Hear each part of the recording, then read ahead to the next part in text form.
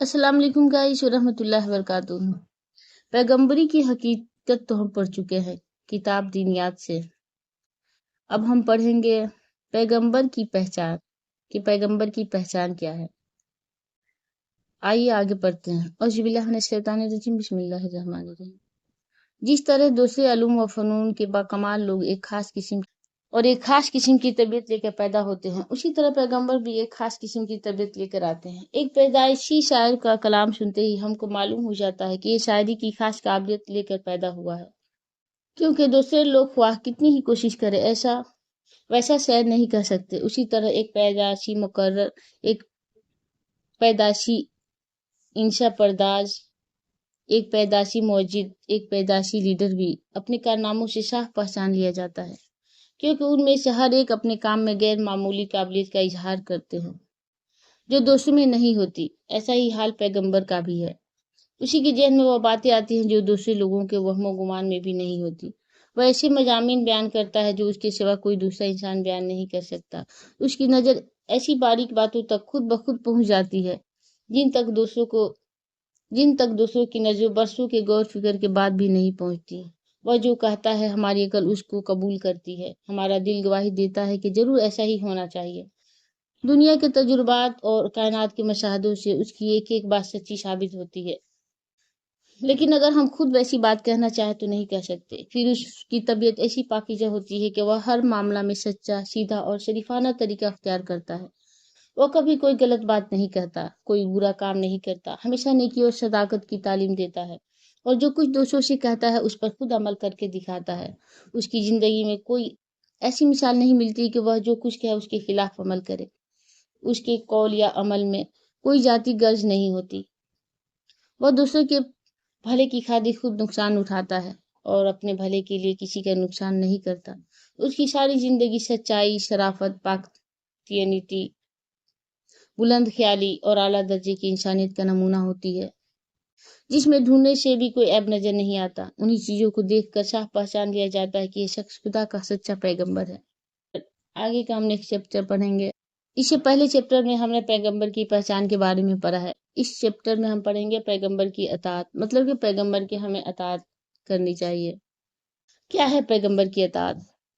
जब ये मालूम हो जाए कि फला शख्स खुदा का सच्चा पैगंबर है तो उसकी बात मानना, उसकी अताअत करना और उसके तरीके की पैरवी करना जरूरी है।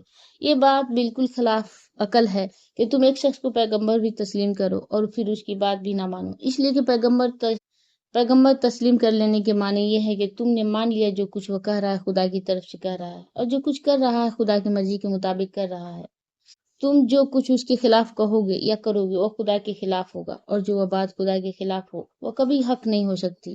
लिहाजा किसी को पैगंबर तस्लीम कर लेने से ये बात खुद ब खुद लाजिम हो जाती है कि उसकी बात को बेचूं अचूरा मान लिया जाए और उसके हुक्म के आगे सर झुका दिया जाए, ख्वाह उसकी हिकमत और उसकी फायदा हमारी समझ में आए या ना आए। जो बात पैगंबर की तरफ से है उसका पैगंबर की तरफ से होना ही इस बात की दलील है कि वह सच्ची है और तमाम मसलहतें और हिकमतें उसमें मौजूद हैं। अगर तुम्हारी समझ में किसी बात की मसलहत नहीं आती तो उसके मानी ये नहीं कि उस बात में कोई खराबी है, बल्कि उसके मानी ये है कि खुद तुम्हारी समझ में कोई खराबी है। जो शख्स किसी फन का माहिर नहीं है, जाहिर है कि वो फन की बारीकियों को समझ नहीं सकता। लेकिन वह कितना बेवकूफ होगा अगर वह माहिर फन की बात को महज इस वजह से ना माने कि उसकी समझ में वो बात नहीं आती। देखो, दुनिया के हर काम में उसके माहिर की जरूरत होती है और माहिर की तरफ रजू करने के बाद उस पर भरोसा किया जाता है और उसके काम में दखल नहीं दिया जाता, क्योंकि सब लोग सब कामों के माहिर नहीं हो सकते और ना दुनिया भर की तमाम चीजों को समझ सकते हैं।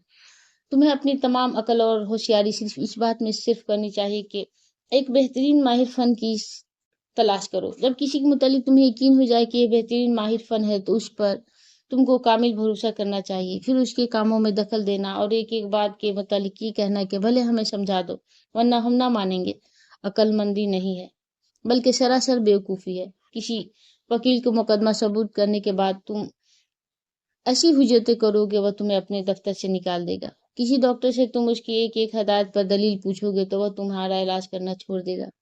ऐसा ही मामला मजहब का भी है। तुमको खुदा के इल्म हासिल करने की जरूरत है। तुम ये जानना चाहते हो कि खुदा की मर्जी के मुताबिक जिंदगी बसर करने का तरीका क्या है। تمہارے پاس خود ان چیزوں کے معلوم کرنے کا کوئی ذریعہ نہیں ہے۔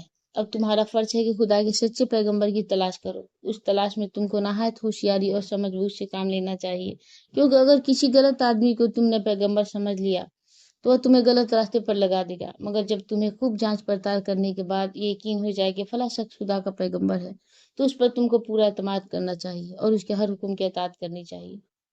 یہاں پہ ہمیں معلوم ہوتا ہے کہ ہمیں پیغمبر کی پہچان ہونے کے بعد پیغمبر کی فرما برداری کرنی چاہیے، ان کے ہر حکم کو اطاعت کرنی چاہیے، ہر حکم کو سچا تسلیم کرنا چاہیے، اس کو غلط نہیں سمجھنا چاہیے، اور اس کی حکم کے خلاف کوئی کام نہیں کرنا چاہیے، ورنہ ہم گناہگار ہوں گے اور عذاب کے مستحق ہوں گے۔